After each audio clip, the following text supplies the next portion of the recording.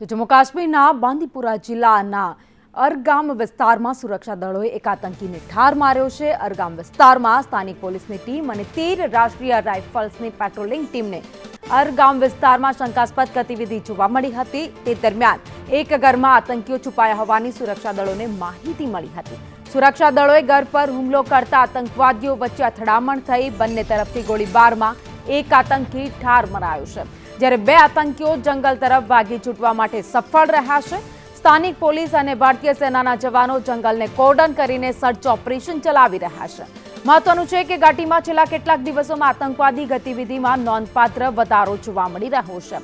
જમ્મુ કાશ્મીરમાં આતંકી ગતિવિધિઓને રોકવા માટે કેન્દ્રીય ગૃહમંત્રી અમિત શાહે રવિવારે દિલ્હીમાં રાષ્ટ્રીય સુરક્ષા સલાહકાર અજીત ડોભાલ, લેફ્ટનન્ટ ગવર્નર મનોજ સિન્હા સેનાના પ્રમુખો સાથે બેઠક કરી હતી, જેમાં ઘાટીમાં આતંકી પ્રવૃત્તિને ડામવા માટે નિર્દેશ આપવામાં આવ્યા હતા।